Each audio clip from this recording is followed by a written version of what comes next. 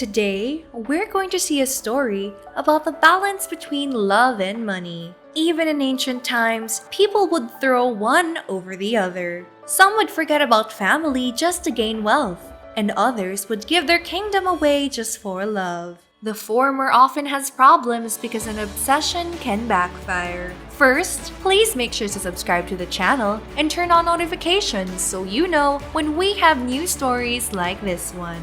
Our first story is about two people from different worlds who found each other in college. Their names are Sean and Angie. When they met, they started to enjoy having time with each other and eventually developed deep feelings. But because of their differences, they had some trouble. Let's get to know them a little better at first. We'll start the story with Sean.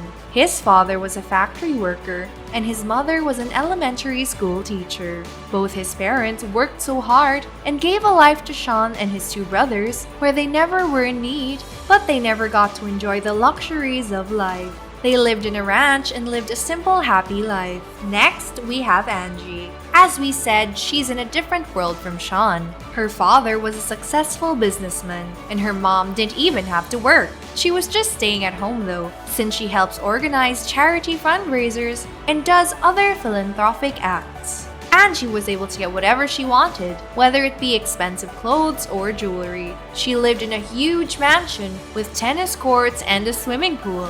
The privileged young lady also regularly went on luxurious vacations all over the world. During the time they were in love with each other, Sean was working extra hours to save up for a car for himself. Angie, on the other hand, was gifted one by her parents. As you can see, one would work hard for something, while the other just waited for things to come pouring in. But even if they were different, they had a great relationship. Both of them thought of spending their lives with each other. After some time, the diligent man was able to purchase an engagement ring. He was not able to get a full carat diamond because he couldn't afford it, but he had a different mindset anyway. Sean believed that the ring was just to symbolize the engagement until he would ask Angie to marry him. But, to his surprise, his beloved rejected him. Because he wasn't able to get her what her father could, he could never get her hand in marriage. Angie had needs that Sean couldn't afford with a year's worth of income. Obviously, Sean was heartbroken. His pride was stomped on so badly.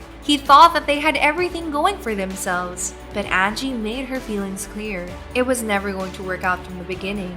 They decided to break up and go their separate ways.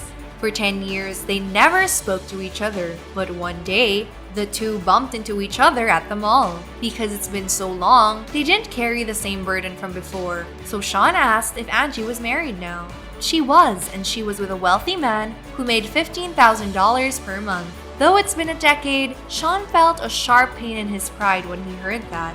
Robert, Angie's husband, joined them. Sean shook his hand and said, "Hello, Mr. Carter." Angie was confused. Why is Sean being so formal? She later heard from Robert that Sean was his boss and the CEO of the company he worked for. The greedy woman was so proud that she left her ex-fiancé for a man who earned 15 grand a month, then later figured out that the same ex-fiancé is actually the employee of her supposed rich husband. Robert told Angie that he heard that a woman once broke his boss's heart because he was poor, and so he started a company, worked diligently, and became rich. Angie was speechless. She threw away love for money, only to see love bear more money than she could have ever wanted. If you think that was interesting, wait till you hear this next one.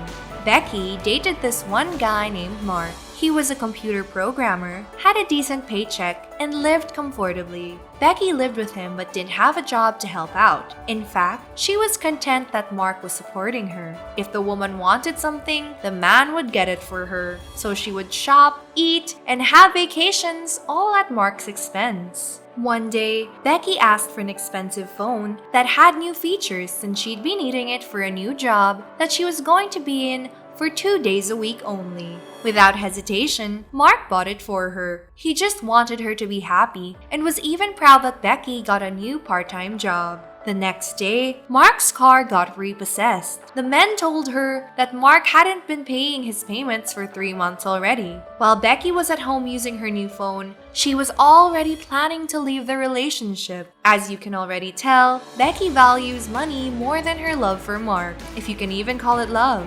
She was worried that her man wouldn't be able to take care of her lavish needs. So, she was quick to jump out of the ship before it sank, telling Mark that she could no longer be with him because she didn't want to be with someone with financial issues. The selfish woman moved out of the house with her belongings. The belongings that Mark got for her, including the phone that she just got a couple of days ago. Mark was confused by financial issues and called the bank. They apparently made a mistake because he was out of town for some time. The bank wasn't able to get the payments that Mark was making.